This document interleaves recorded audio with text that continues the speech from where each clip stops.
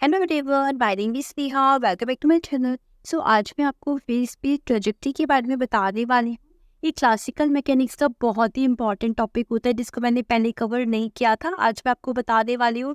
इसमें कुछ रूल्स होते हैं, यदि आपने उसको समझ के आना तो आप उससे फेस स्पेस ट्रेजेक्टरी को ड्रॉ कर सकते हो। ठीक है, और साथ में मैं यहाँ पर सीजर नेट की कुछ क्वेश्चंस बताऊंगी। तो let's get started. Before that, if you like me video, subscribe to my channel, press the bell icon and thumbs up button. Thank you. आपको ना नेट पे इस तरह की क्वेश्चंस देखने को मिलते हैं, जैसे यहाँ पर स्टेटमेंट गिवन होगा, आपको फेस स्पेस ट्रेजेक्टरी पूछेंगी। ठीक है, या फिर आपको पोटेंशियल गिवन होगा और आपको फेस स्पेस ट्रेजेक्टरी यहाँ से निकालनी होगी। इस तरह के दो क्वेश्चंस आपके जनरली बनते हैं। आपको किस तरह से इसको प्लॉट करना होगा वो आज मैं बताऊंगी। कुछ रूल्स होते हैं वो आज हम देखते हैं। ठीक है, फर्स्ट क्या करना होता है, आपको पोटेंशियल और एक्स के बीच में कर्व प्लॉट करना होता है। पोटेंशियल क्या होता है, बेसिकली पोटेंशियल जो हमारे स्टेटमेंट में गिवन होता है वो पोटेंशियल का कर्व आपको प्लॉट करना होगा। उसके बाद आप यहाँ पर फेज स्पेस कर्व है वो प्लॉट करते हो।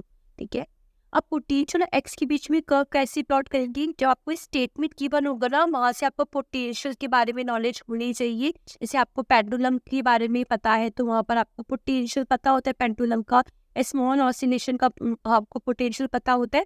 इसके थ्रू आप कर्व प्लॉट कर सकते हो, या फिर आपको इक्वेशन गिवन होगी, उस इक्वेशन के थ्रू आपको पोटेंशियल और एक्स के बीच में कर्व प्लॉट करना होता है। ठीक है, देखो इक्वेशंस में पोटेंशियल को प्लॉट करना थोड़ा डिफिकल्ट होता है, तो उसके लिए हम क्या करते हैं, सबसे पहले हम वहाँ पर ये देखते हैं कि कहाँ पर पोटेंशियल जीरो है, कहाँ पर पोटेंशियल मिनिमम है, कहाँ पर पोटेंशियल मैक्सिमम है, जिससे कि हम कर्व को प्लॉट कर सकें। इसके लिए जब हमको पता है पोटेंशियल को जीरो करना होता है तो हम इक्वेशन को जीरो कर देंगे और एक्स की वो वैल्यू निकालेंगे जहाँ पर हमारा पोटेंशियल जीरो है। ठीक है, मिनिमम और मैक्सिमम के लिए हम क्या करते हैं, उसका फर्स्ट डेरिवेटिव निकालते हैं। ठीक है, फर्स्ट डेरिवेटिव क्या होता है, बेसिकली स्लोप होता है, और इस स्लोप को हम जीरो कर देंगे। जहाँ पर स्लोप जीरो हो जाता है वहाँ पर या तो मिनिमम होगा या फिर मैक्सिमम होगा। जीरो कर देंगे और वहाँ से हम एक्स की वैल्यू निकालेंगे। ठीक है, एक्स की वैल्यू निकल गई। अब सेकंड स्टेप में हम क्या करते हैं, उसका ही हम डबल डेरिवेटिव करते हैं। एक्स की वैल्यू जो निकली है वहाँ पर पुट करेंगे। जैसे ही वहाँ पर एक्स की वैल्यू पुट करने के बाद double derivative greater than zero आता है तो हम बोलेंगे वहाँ पर मिनिमम है, और लेस देन जीरो आता है तो हम बोलेंगे मैक्सिमम है। तो ये मिनिमम मैक्सिमम की कंडीशन होती है, जहाँ पर हम पहले फर्स्ट डेरिवेटिव निकालते हैं, एक्स की पॉइंट्स निकालते हैं कि कहाँ पर मिनिमम आएगा और कहाँ पर मैक्सिमम आएगा। ठीक है, सेकेंड स्टेप में हम क्या करेंगे, फेज स्पेस ट्रेजेक्टरी ड्रॉ करते हैं। फेज स्पेस क्या होता है, जहाँ पर हमारा पोजीशन भी होती है और जहाँ पर हमारा मोमेंटम, दोनों कोऑर्डिनेट्स होते हैं, उनके बीच में जब हम कर्व प्लॉट करते हैं तो इसको हम बोलते हैं फेज स्पेस कर्व या फिर फेज स्पेस ट्रेजेक्टरी। ठीक है, यहाँ पर हम पी जो मोमेंटम है और जो इस पोजीशन कोऑर्डिनेट है उसके बीच में हम कर्व प्लॉट करते हैं। ठीक है, देखो ये हमारा क्लासिकल मैकेनिक्स है, आप इसमें क्वांटम मैकेनिक्स मत सोचना, ये हमारा क्लासिकल मैकेनिक्स है। तो वहाँ पर जो काइनेटिक एनर्जी होती है उसका मोमेंटम के साथ रिलेशन होता है, क्या होता है, पी स्क्वायर अपॉन 2m होता है। ये हमारी काइनेटिक एनर्जी है और ये हमारी पोटेंशियल एनर्जी है। Kinetic energy plus potential energy हमारी टोटल एनर्जी होती है, जो कि क्या होती है, कांस्टेंट होती है। ठीक है, तो यदि हमें हमारे पोटेंशियल के बारे में पता है तो हमें हमारे मोमेंटम के बारे में पता होता है। इसलिए सबसे पहले हम क्या करते हैं, पोटेंशियल का प्लॉट करते हैं with respect to x, then हम हमारे फिर स्पेस ट्रेजेक्टरी ड्रॉ करते हैं। ठीक है, तो जैसे ही हमें पता है जब हमारा जो टोटल एनर्जी है ई के बराबर हो जाएगी तो वहाँ पर पोटेंशियल क्या हो जाएगा, हमारा मोमेंटम क्या हो जाएगा, जीरो। हम मोमेंटम को भी क्या करेंगे, क्योंकि हम कर्व प्लॉट कर रहे हैं ना पी और एक्स के बीच में, तो हम क्या देखेंगे कहाँ पर पी जीरो है, कहाँ पर पी मिनिमम है, कहाँ पर मैक्सिमम है, जिससे कि हम कर्व प्लॉट कर सके। तो पी जीरो कब होगा, ये जीरो तब होगा जब ई इक्वल्स टू हो जाएगा वी के। जहाँ पर भी हमारे कर्व में ई इक्वल्स टू वी होगा वहाँ पर हम मोमेंटम को जीरो कर देंगे। ठीक है, हमारा मोमेंटम मिनिमम और मैक्सिमम कब होगा, देखो मैक्सिमम तब होगा जब हमारा पोटेंशियल मिनिमम है, और हमारा मोमेंटम मिनिमम तब होगा जब हमारा पोटेंशियल मैक्सिमम होगा। तो जैसे ही हम कंपेयर करेंगे हमारे पोटेंशियल कर्व को तो हमें वहाँ पर पता चल जाएगा कि हमारा मोमेंटम मिनिमम कहाँ पर है और मैक्सिमम कहाँ पर है, तो हम इजीली हमारा फेज स्पेस कर्व ड्रॉ कर पाएंगे। ठीक है, साथ में आपको ये भी पता होना चाहिए कि जैसे हमारा पोटेंशियल बढ़ता है हमारा मोमेंटम डिक्रीज होता है, वहाँ पर हमारी काइनेटिक एनर्जी डिक्रीज होती है, और जहाँ पर हमारा पोटेंशियल डिक्रीज होता है वहाँ पर हमारी काइनेटिक एनर्जी इंक्रीज होती है, मतलब हमारा मोमेंटम इंक्रीज होता है। इन ये 3 वैल्यूज़ के इन 3 रूल्स के साथ आप इजीली फिर स्पेस कर्व को ड्रॉ कर पाओगे, ठीक है। इसके अलावा कुछ और पॉइंट्स हैं, उसको भी देख लेते हैं। जैसे कि 5th पॉइंट है, फिर space trajectory lines does not intersect each other. जो लाइंस होती है वो इंटरसेक्ट नहीं करती है। यदि आपको ऑप्शंस में ऐसा दिखता है कि जहाँ पर ट्रेजेक्टरी या लाइंस एक दूसरे को इंटरसेक्ट कर रही है, तो आप उसको एलिमिनेट कर सकते हो। 6 पॉइंट है हमारा, हैमिल्टनियन टाइम इंडिपेंडेंट होना चाहिए when the total energy is conserve. हमें पता है क्लासिकल मैकेनिक्स में टोटल एनर्जी क्या होती है, कंजर्व होती है, तो वहाँ पर हैमिल्टनियन क्या होगा, टाइम इंडिपेंडेंट होगा, ठीक है। 7th हमारा रूल्स है कि एरो से रिलेटेड, देखो एरो से रिलेटेड भी क्वेश्चंस आते हैं। तो इसमें क्या होता है, एरो किस तरह से अपन लगाते हैं, जहाँ पर भी हमारा एक्स इंक्रीज हो और हमारा मोमेंटम भी इंक्रीज हो, तब हम जो एरो लगाते हैं वो एंटी क्लॉकवाइज लगाते हैं। जब एक्स बढ़ने पर हमारा मोमेंटम डिक्रीज होता है, तब हम क्लॉकवाइज एरो लगाते हैं। ये क्लॉकवाइज है तो क्लॉकवाइज एरो लगाएंगे जब हमारा मोमेंटम डिक्रीज होता है एक्स को इंक्रीज करने पे, ठीक है। तो ये कैसे पता चलेगा, जब आपकी इक्वेशन आएगी ना, वहाँ पर आप पुट करके देख लेना कि एक्स जैसे ही बढ़ा रहे हैं हमारा मोमेंटम इंक्रीज हो रहा है कि डिक्रीज हो रहा है। यदि इंक्रीज हो रहा है तो आपको एंटी क्लॉकवाइज एरो लगाना है, यदि डिक्रीज हो रहा है तो आपको क्लॉकवाइज एरो लगाना है, ठीक है। इन रूल्स को अप्लाई करते हैं हमारे क्वेश्चंस में, एंड देन हम फिर इस पे ट्रेजेक्टरी ड्रॉ करते हैं, ठीक है। अब हम एक एग्जांपल लेते हैं जहाँ पर पोटेंशियल इस तरह से गिवन है। जो ये पोटेंशियल है वो सिंपल हार्मोनिक ऑसिलेशन का पोटेंशियल है, तो इसका कर्व इस तरह से होगा। देखो ये क्या है, बेसिकली एक पैराबोला है। कौन सा वाला पैराबोला है, x square equals to 4ay वाला पैराबोला है। तो ये इस तरह से ऊपर होगा। देखो आपको थोड़ी बहुत कर्व्स के बारे में नॉलेज होनी चाहिए, तभी आप पोटेंशियल का कर्व ड्रॉ कर पाओगे, ठीक है। तो हमने यहाँ पर एक पोटेंशियल और एक्स के बीच में कर्व प्लॉट कर दिया है, ठीक है। अब हम यहाँ पर क्या करेंगे, टोटल एनर्जी को यहाँ पर लेंगे। इस तरह से आप कहीं पर भी टोटल एनर्जी ले सकते हो। देखो टोटल एनर्जी लेना इंपॉर्टेंट है, तभी आप मोमेंटम के बीच और एक्स के बीच में कर्व प्लॉट कर पाओगे, ठीक है। अब हमको पता है कि पोटेंशियल कहाँ पर जीरो होता है, जहाँ पर b इक्वल्स टू क्या होता है, e के बराबर होता है। b इक्वल्स टू e जहाँ पर भी होगा वहाँ पर हमारा मोमेंटम क्या होगा, जीरो होगा। तो यहाँ पर हमने क्या कर दिया, इस वाले पॉइंट पर हम क्या कर देंगे, मोमेंटम को जीरो कर देंगे, ठीक है। तो यहाँ पर मोमेंटम जीरो हो गया। ये p वाला कर्व है, ये मोमेंटम है और ये x है। तो x के इस वाले पॉइंट पर हमारा मोमेंटम क्या होगा, जीरो होगा। मोमेंटम मैक्सिमम कहाँ होगा, मैक्सिमम तब वहाँ पर होगा जहाँ पर जो हमारा पोटेंशियल है वो मिनिमम होगा। देखो पोटेंशियल यहाँ पर मिनिमम है, तो मोमेंटम हमारा यहाँ पर क्या होगा, मैक्सिमम होगा। हम यहाँ पर मोमेंटम की दो वैल्यू होती है। देखो कैसे, हमको पता है E इक्वल्स टू जब v होता है प्लस क्या होता है p स्क्वायर अपॉन 2f। जहाँ मोमेंटम जीरो होगा वहाँ पर पोटेंशियल क्या होगा, रूट मीन 2me। लेकिन p स्क्वायर है तो यहाँ पर प्लस माइनस आएगा। तो जहाँ पर भी हमारा पोटेंशियल जीरो होता है या फिर मिनिमम होता है, तो हम वहाँ पर पोटेंशियल जो मोमेंटम होता है वो दो लेते हैं, प्लस भी और माइनस भी, ठीक है। अब हम इसको जॉइंट कर देंगे इस तरह से। तो ये हमारा एक ट्रेजेक्ट्री हो गई, ठीक है। अच्छे से इसको जॉइंट कर देते हैं। तो ये हमने इसको इसके अप साइड से जॉइन कर दिया है, इसको इसके डाउन से जॉइन कर दिया है।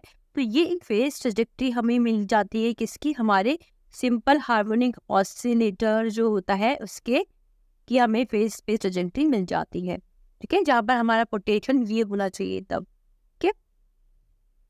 सो इसको अच्छे से देख लेते हैं। मैंने इसका बनाया हुआ है। तो ये हमारा क्या हो गया, पोटेंशियल और एक्स के बीच में कर्व हो गया। जहाँ पर b इक्वल्स टू e होगा वहाँ पर हमारा मोमेंटम जीरो होगा, और मोमेंटम मैक्सिमम कहाँ होगा, जहाँ पर हमारा पोटेंशियल जीरो होगा। और इस तरह से हमें मोमेंटम मिलता है प्लस माइनस में। तो इस तरह से हमें दोनों तरफ क्या लेना पड़ता है, मोमेंटम की वैल्यू लेनी पड़ती है। और ये है, अब इसका स्क्रीनशॉट भी ले सकते हो। ये मैंने सिर्फ एक एग्जाम्पल दिया था, हम क्वेश्चन सॉल्व करेंगे तब मैं आपको अच्छे से बता दूंगी, ठीक है। हम एक और क्वेश्चन देखते हैं जो नेट में आया है। क्वेश्चन है, ए particle moves in one dimension in A potential space where k and w are the constants. Which of the following curves best describe the trajectory of the system in phase space? तो यहाँ पर हमें potential की equation given है और हमें phase space निकालना है। तो इस तरह के क्वेश्चंस पे हम क्या करते हैं, सबसे पहले पोटेंशियल कर्व ड्रॉ करते हैं, एंड देन फिर हम क्या करते हैं, फेज स्पेस कर्व ड्रॉ करते हैं। सो इस तरह के क्वेश्चंस में हमें करना क्या होता है, पोटेंशियल और एक्स के बीच में हमें कर्व प्लॉट करना होता है, ठीक है। तो उसके लिए हम क्या करेंगे, हम वो पॉइंट्स निकालते हैं जहाँ पर हमारा पोटेंशियल क्या हो, 0 हो। सेकंड जहाँ पर हमारा मिनिमम और मैक्सिमम है। ठीक है, पोटेंशियल को 0 करके आप एक्स की वो पॉइंट्स निकाल लेंगे जहाँ पर हमारा पोटेंशियल क्या आएगा, 0 आएगा। तो एक्स इक्वल टू 0 और प्लस माइनस ओमेगा अपॉन के पे हमें पोटेंशियल क्या मिलता है, 0 मिलता है। मिनिमम और मैक्सिमम के लिए हमें फर्स्ट डेरिवेटिव और सेकंड डेरिवेटिव करना पड़ता है। फर्स्ट डेरिवेटिव करने की वजह हम इसको 0 पुट कर देते हैं, तो जो एक्स की वैल्यूज आती है वहाँ पर एक्स की वैल्यूज आती है, हम वहाँ से एक्स की वैल्यूज निकाल देंगे। फिर क्या करेंगे, हम सेकंड डेरिवेटिव करके वहाँ पर एक्स की वैल्यूज पुट कर देंगे, तो हमें वहाँ से मिनिमम और मैक्सिमम निकल जाएगा। ठीक है, तो जैसे ही हम फर्स्ट डेरिवेटिव करते हैं, उसको 0 करते हैं, तो एक्स की पॉइंट्स कौन कौन से निकलते हैं, एक्स इक्वल्स टू 0 और x equals to plus minus omega upon root 2 के निकलता है। ठीक है, तो हम अब क्या करेंगे, यहाँ पर आप सेकंड डेरिवेटिव करेंगे। सेकंड डेरिवेटिव करने पर आता है माइनस का 12 ओमेगा के square x square plus 2 omega square. X की वैल्यू को यहाँ पर पुट कर देंगे, तो फर्स्ट एक्स इक्वल्स टू 0 पर हम पुट करते हैं, तो हमें क्या मिलता है, ग्रेटर देन 0 मिलता है, क्योंकि हमें सिर्फ 2 ओमेगा स्क्वायर मिल रहा है। तब ग्रेटर देन 0 मिल रहा है, तो हमें एक्स इक्वल्स टू 0 पे क्या मिलेगा, मिनिमम मिलेगा। ठीक है, अब हम x equals to plus minus omega 2 omega पर रूट 2 की पुट करेंगे यहाँ पर। ऐसे पुट करते तो हमें मिलता है माइनस का 4 ओमेगा स्क्वायर, मतलब नेगेटिव मिल रहा है। इसका मतलब ये वाली वैल्यू पे हमें क्या मिलेगा, मैक्सिमम मिलेगा। तो हमें पॉइंट्स मिल जाए जहाँ पर हमें मिनिमा और मैक्सिमम मिलेगा, और हम कर्व प्लॉट करते हैं। ठीक है, इस तरह का अभी कर्व मिलता है। अब इस कर्व में हमें क्या करना है, हमें देखना है कि देखो यहाँ पर हमें मिलता है एक्स इक्वल टू 0 पे मिनिमा जो हमने देखा, हमें मैक्सिमम मिल रहा था कहाँ पर, ओमेगा पर टू के पर हमें क्या मिल रहा था, मैक्सिमम मिल रहा था, सॉरी मैक्सिमम मिल रहा था, यस। तो ओमेगा अपॉन रूट 2 के पे हमें मैक्सिमम मिल रहा था, लेकिन हमें ओमेगा अपॉन के बी और माइनस की ओमेगा अपॉन के पे हमें क्या मिल रहा था, पोटेंशियल 0 मिल रहा था। इस तरह से हमने क्या कर लिया, कर्व प्लॉट कर लिया। अब हमको ये तो हमारा फर्स्ट स्टेप था। हमारा सेकंड स्टेप क्या है, पेज स्पेस ड्रॉ करना। देखो ये सबसे इम्पोर्टेंट है, आपको यहाँ पर ध्यान रखना है। क्या करना है, देखो हम नॉर्मली क्या करती थी, आप जो एनर्जी की जो लाइन होती है उसको हम ड्रॉ कर लेते थे, लेकिन यहाँ पर हम कहाँ पर एनर्जी की लाइन ड्रॉ करें, तो उसके लिए हम तीन एक केस लेते हैं। ठीक है, तो फर्स्ट केस जहाँ पर ई ग्रेटर देन 0 हो, सेकंड केस जहाँ पर ई लेस देन 0 हो, और थर्ड केस जहाँ ई इक्वल्स टू 0 हो। इन तीनों ही केस के लिए हम अलग अलग पेन क्या करेंगे, फिर स्पेस का ड्रॉ करेंगे, और देन फिर इसको कंपाइल करके हम फिर स्पेस ड्रॉ कर देंगे। ठीक है, सबसे इंटरेस्टिंग पार्ट है, यदि आपने ये समझ लिया ना तो आपको फिर स्पेस कब आप खुद से ड्रॉ कर सकते हो। ठीक है, तो हम क्या करेंगे, ई ग्रेटर देन 0 के लिए कर्व प्लॉट कर देंगे। ठीक है, तो ई ग्रेटर देन 0 के लिए कर्व प्लॉट करेंगे, तो ये इक्वल टू 0 वाली लाइन होगी, इससे ऊपर वाली जो लाइन होगी वो ई ग्रेटर देन 0 की होगी।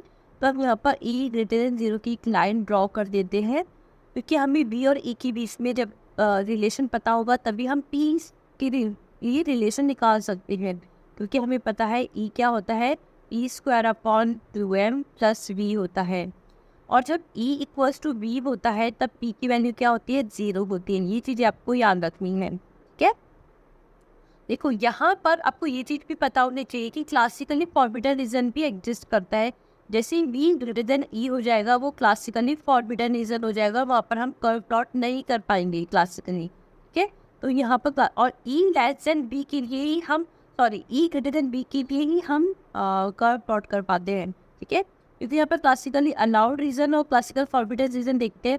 देखो यहाँ पर V ग्रेटर देन E है, ये वाला रीजन पूरा और ये वाला रीजन पूरा क्या है, क्लासिकली फॉर्बिडन रीजन है, तो यहाँ पर हम कर्व प्लॉट नहीं कर पाएंगे। सिर्फ ये वाला रीजन और इस वाले रीजन के लिए हम कर्व प्लॉट करते हैं। ठीक है, तो फर्स्ट देखते हैं कि हमारा मोमेंटम 0 कहाँ पर है। यहाँ पर V इक्वल्स टू E होगा, वहाँ पर मोमेंटम क्या हो जाएगा, हमारा 0 हो जाएगा। ठीक है, तो यहाँ पर मोमेंटम 0 है, ये क्लासिकली फॉर्बिडन रीजन है, तो यहाँ पर हम कुछ नहीं करेंगे। देखो यहाँ पर हम कर सकते हैं और सिर्फ यहाँ पर कर सकते हैं। देखो ये वाले रीजन में क्या है, देखो एक बार, ये मोमेंटम यहाँ पर 0 है, यहाँ पर मोमेंटम 0 है। ठीक है, यहाँ पर जो हमारा पोटेंशियल है वो क्या है, मिनिमम है, तो मोमेंटम यहाँ पर क्या होगा, मैक्सिमम होगा। और मोमेंटम की वैल्यू हमेशा प्लस माइनस रूट में 2m माइनस का v होती है। इसका मतलब है दो वैल्यूज मिलेगी, एक तो यहाँ पर और एक यहाँ पर। एक तरफ तो हमें ये मिल गया क्योंकि ये अलाउड रीजन है, ये वाला अलाउड रीजन है और ये वाला अलाउड रीजन है। अब हम इस अलाउड रीजन के लिए निकालते हैं, तो यहाँ पर तो मोमेंटम 0 है, लेकिन यहाँ पर क्या होगा, हमारा पोटेंशियल क्या हो रहा है, डिक्रीज हो रहा है, तो मोमेंटम क्या होगा, इंक्रीज होगा, लेकिन दोनों डायरेक्शन में। ठीक है, यहाँ पर पोटेंशियल डिक्रीज हो रहा है तो मोमेंटम यहाँ पर इंक्रीज होगा। तो ये हमारा एक कर्व निकल गया ई ग्रेटर देन 0 के लिए। ठीक है, लेकिन देखो ई ग्रेटर देन 0 के लिए यहाँ पर यदि मैं लाइन खींचती हूँ तो एक और अलग कर्व मिल जाएगा, क्योंकि यहाँ पर एक अलग तरह से कर्व चेंज हो रहा है, ये भी एक ग्रेटर देन 0 ही है।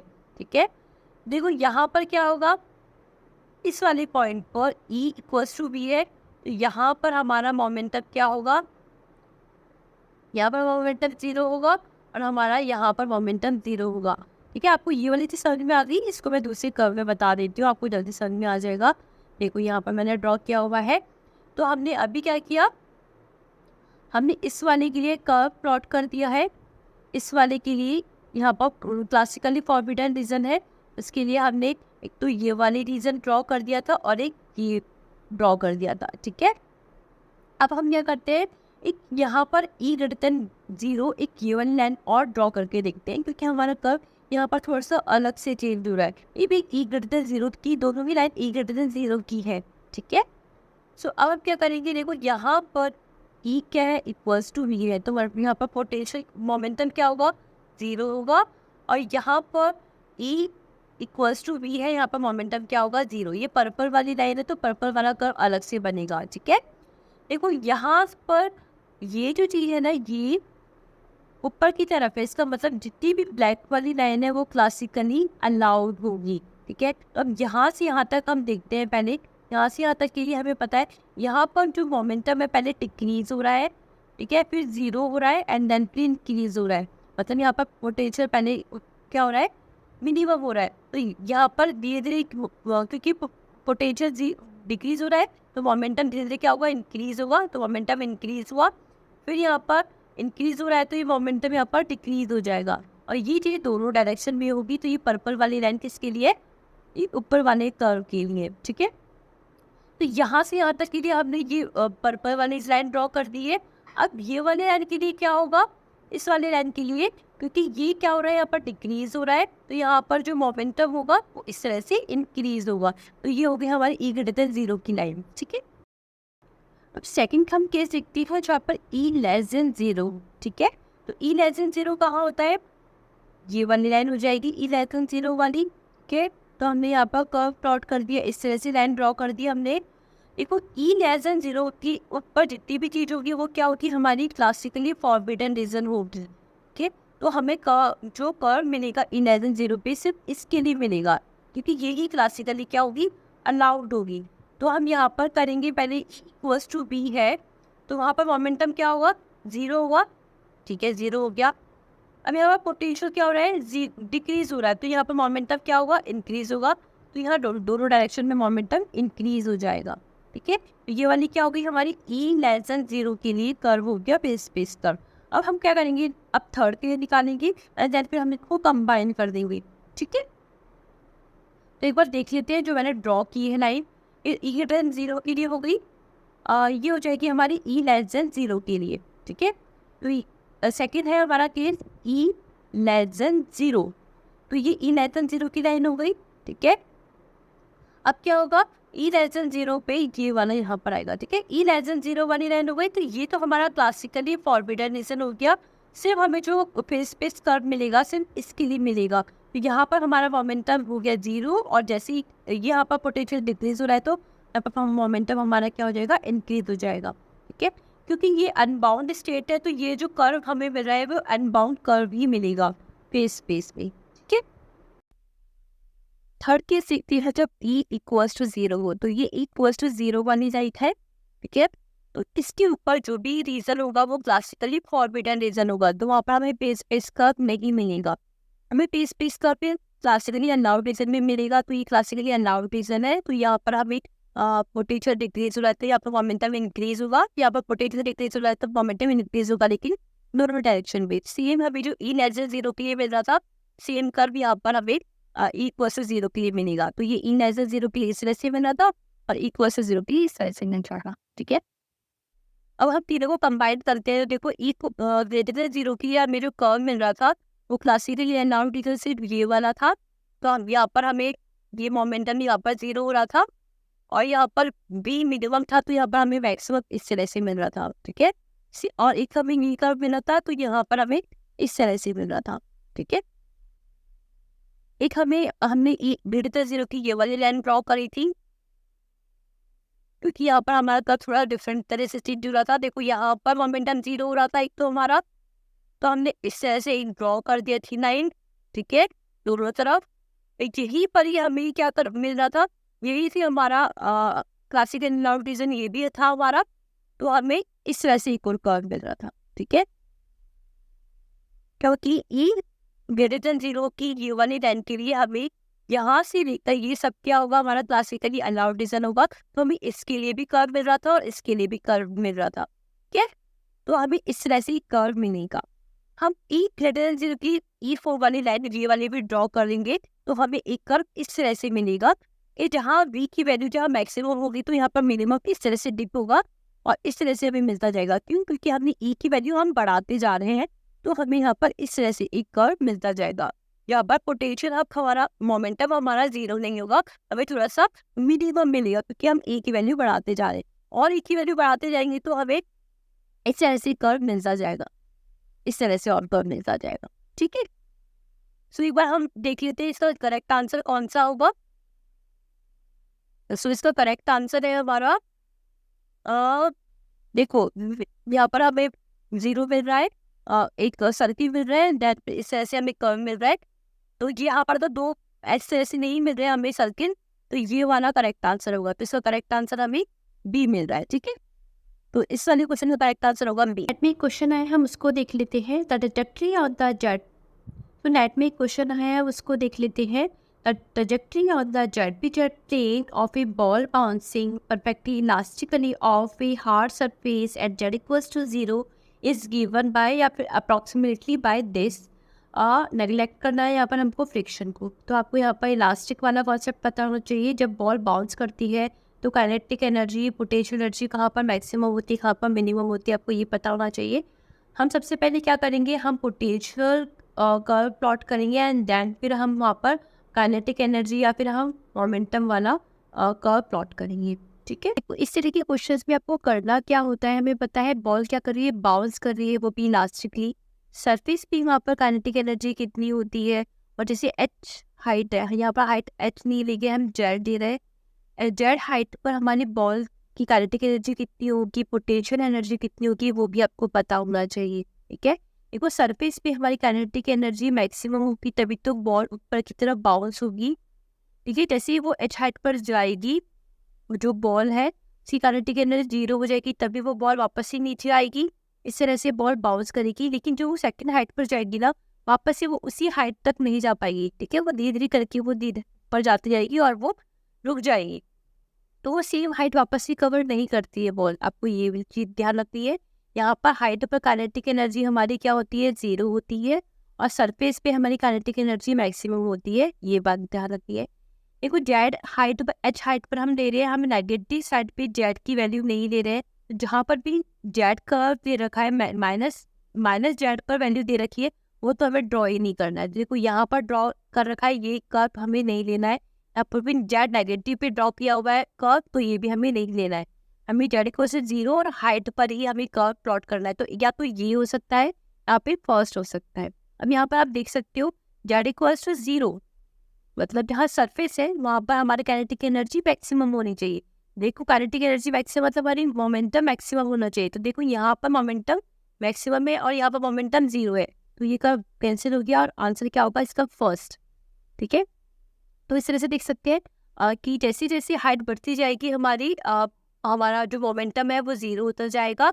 और मोमेंटम की हमें दोनों वैल्यू लेनी है दोनों साइड पर। क्यों? क्योंकि पी क्या होता है, प्लस माइनस रूट में 2m होता है। तो पी की हमें दोनों वैल्यू लेनी है प्लस माइनस, लेकिन जेड की हमें नेगेटिव वैल्यू नहीं लेनी है। ये तो फर्स्ट कर्व हो गया। अब जब सेकंड बाउंस करेगा तो सेकंड कर्व आ जाएगा, थर्ड बाउंस करेगा तो थर्ड कर्व आ जाएगा। सो नेट में क्वेश्चन है, हम उसको देख लेते हैं। ये भी स्टेटमेंट पे क्वेश्चन है। क्वेश्चन है the Bob of a simple pendulum which undergoes A small oscillation is immersed in water. Which of the following figure best representation the phase space diagram for the pendulum? तो pendulum का एक question है जिसको हमने immerse किया है किसमें, water में। इसका स्पेस का फेज स्पेस का क्या होगा वो देखते हैं। देखो इस तरह के क्वेश्चंस में आपको दो चीज़ें ध्यान रखनी है। एक तो सिंपल पेंडुलम का काइनेटिक एनर्जी और पोटेंशियल एनर्जी का कर्व किस तरह से होता है। सेकंड, जब उसको पानी में इमर्स कर देंगे ना तो उसकी प्रॉपर्टी में क्या चेंज आएगा। क्योंकि जब हम नॉर्मल पेंडुलम की बात करते हैं वो इस तरह से होता है, यहाँ पर x इक्वल टू 0 होता है तब काइनेटिक एनर्जी क्या होती है, मैक्सिमम होती है। लेकिन जैसे ही हम एम्पलीट्यूड मैक्सिमम कर देते हैं ना तब काइनेटिक एनर्जी क्या होती है, 0 हो जाती है और मोशन इस तरह से होता है, मतलब इसी डायरेक्शन में मोशन होता जाता है। लेकिन जैसे इसको पानी में इमर्स कर देंगे ना तो पेंडुलम की वेलोसिटी डिक्रीज होती जाएगी, वो इस तरह से मोशन करता जाएगा और वेलोसिटी टाइप पे बिल्कुल 0 हो जाएगी और पेंडुलम मोशन नहीं करेगा। ठीक है, तो ये इस तरह से मोशन होगा जब हम वो मैक्सिमम फिर इतना जाएगा फिर इतना जाएगा, तो इस तरह का मोशन होता जाएगा, मतलब ऐसे जाएगा फिर ऐसे ही फिर ऐसे ऐसे ऐसे ऐसे मोशन करता जाएगा। तो ये तो हमारा फेज स्पेस कर्व हो ही नहीं सकता, ये कांस्टेंट मोशन को बता रहा है। यहाँ पर डीके को बताने वाला मोशन हमने लिखना है जो कि सेकंड और फोर्थ है। लेकिन इसमें क्या हो रहा है, ये बाहर की तरफ बता रहा है कि जो हमारा मोमेंटम है वो इंक्रीज होगा, लेकिन हमारा मोमेंटम तो डिक्रीज होना चाहिए, तो इसका करेक्ट आंसर होगा फोर्थ। तो जब हमारा पोटेंशियल इस तरह से दिया होता है ना तो हम फर्स्ट क्या करते हैं, हम पोटेंशियल को 0 करते हैं और एक्स की वो वैल्यू निकालते हैं जब हमारा पोटेंशियल 0 होता है। सेकेंड, हम मिनिमम और मैक्सिमम निकालते हैं। तो पोटेंशियल को 0 करके हम एक्स की वैल्यूज निकालते हैं, एक्स इक्वल टू 0 √2 और -√2 पे हमें हमारा पोटेंशियल 0 मिल रहा है। मिनिमम मैक्सिमम के लिए हम फर्स्ट डेरिवेटिव और सेकंड डेरिवेटिव करते हैं। फर्स्ट डेरिवेटिव करने के बाद हमें एक्स की 0, एक्स इक्वल टू 1 और -1 वैल्यूज निकलती है। सेकंड डेरिवेटिव करने के बाद हमें ये मिलता है, ये इक्वेशन मिलती है। हम एक्स की यहाँ वैल्यू पुट कर देते हैं, तो एक्स की 0 वैल्यू पुट करते हैं तो हमें डबल डेरिवेटिव नेगेटिव मिलता है। इसका मतलब एक्स इक्वल टू 0 पे हमें क्या मिलने वाला है, मैक्सिमम मिलने वाला है। और एक्स इक्वल टू +-1 पे हमारा डबल डेरिवेटिव पॉजिटिव आता है, इसका मतलब हमें क्या मिलने वाला है, मिनिमम अपोजिट होता है। ठीक है, तो हम कर्व प्लॉट कर लेते हैं। एक्स इक्वल टू 0 पे हमें क्या मिल रहा था, मैक्सिमम मिल रहा था, हमें मैक्सिमम ड्रॉ कर लिया। और +-1 पे हमें क्या मिल रहा था, मिनिमम मिल रहा था, तो हमें +-1 पे हमने मिनिमम ड्रॉ कर लिया। अब यहाँ पर √2 और -√2 पे हमें यहाँ पर क्या मिल रहा है, हमारा पोटेंशियल 0 मिल रहा है। तो एक तो 0 यहाँ मिल रहा है और एक 0 हमें यहाँ मिल रहा है। तो ये हमारा क्या है, Vx और x के बीच में कर्व है। अब हम फेज स्पेस कर्व ड्रॉ करते हैं इसको यूज़ करते हुए। ठीक है, तो सेम हम वही करेंगे। हम 3 केस लेने वाले हैं। E<0 का केस लेंगे पहले हम। तो E<0 वाली लाइन कौन सी है, ये वाली E<0 वाली लाइन है। ठीक है, आप कोई सा भी केस पहले ले सकते हो, तीनों को कंबाइन करना एंड में दो में। ठीक है, E<0 तो ये वाला जो रीजन होगा E<0 के ऊपर जो भी रीजन होगा हमारा वो क्लासिकली फॉरबिडन रीजन होगा। तो हम यहाँ पर फेज स्पेस कर्व ड्रॉ नहीं करेंगे, सिर्फ फेज स्पेस कर्व इसके लिए और इसके लिए ड्रॉ करेंगे। ठीक है, तो हमें पता है E = V पर हमारा मोमेंटम क्या होगा, B और V पर हमारा मोमेंटम 0 होगा। हमने मोमेंटम 0 कर दिया। ठीक है, अब यहाँ पर हमारा पोटेंशियल क्या है, मिनिमम है, तो हमने यहाँ पर मोमेंटम को क्या कर दिया, मैक्सिमम कर दिया दोनों साइड। और यहाँ पर मिनिमम है तो हमने मोमेंटम को क्या कर दिया, मैक्सिमम कर दिया। तो इस तरह से हमें 2 लूप्स मिलेंगे दोनों साइड। ठीक है, दोनों तरफ क्यों करना होता है, क्योंकि हमारा जो P होता है वो +-2mV -V होता है, तो इस वजह से हमें मोमेंटम की दोनों साइड पे कर्व मिलता है। ठीक है, अब सेम हम E = 0 E<0 के लिए, एक >0 के लिए करेंगे। सेकेंड लेते हैं हम E = 0, तो E = 0 वाली लाइन ये वाली होगी। ठीक है, इससे ऊपर वाला ये वाली लाइन और ये वाली लाइन क्लासिकली फॉरबिडन है, क्लासिकली अलाउड रीजन सिर्फ ये वाला होगा।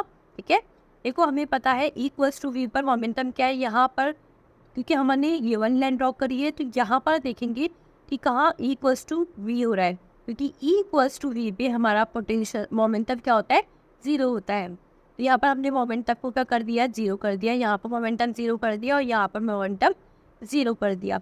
ठीक है, अब हमने देखा कि ये वाले पे यहाँ पर पोटेंशियल क्या आ रहा है, हमारा मिनिमम आ रहा है, तो यहाँ से लेकर हमने मोमेंटम यहाँ पर मैक्सिमम करके ये वाली लाइन को ज्वाइंट कर दिया, यहाँ से ये वाली लाइन को इस तरह से ज्वाइंट कर दिया, ठीक है। ये हो गया हमारा ई इक्वल्स टू 0 के लिए। अब हम क्या करेंगे, ई ग्रेटर देन 0 के लिए लाइन ड्रॉ करेंगे। तो ये ई ग्रेटर देन 0 वाली लाइन है, ठीक है। तो यहाँ पर ये वाला रीजन क्लासिकली फॉरबिडन होगा, क्योंकि क्लासिकली अलाउड रीजन होगा। देखो यहाँ पर हमारा मोमेंटम क्या है, 0 है, यहाँ पर मोमेंटम 0 है। देखो यहाँ पर मोमेंटम क्या है हमारा, मोमेंटम 0 है। तो यहाँ पर जो हमारा पोटेंशियल है वो क्या है, मैक्सिमम है। तो यहाँ पर हमें यहाँ पर क्या मिलेगा, हमें मिनिमम मिलेगा, ठीक है। तो यहाँ पर हमें क्या मिल गया, मिनिमम मिल गया। इस तरह से हमने मिनिमम ड्रॉ कर लिया। देखो ये वाली ब्लैक वाली लाइन है, तो हमने यहाँ पर मिनिमम ड्रॉ कर लिया। ये हमारा हो गया मिनिमम, 0 नहीं बोल रही हूँ मैं, मिनिमम 0 तो ये वाला है, ठीक है। ये हमें हो गया मिनिमम।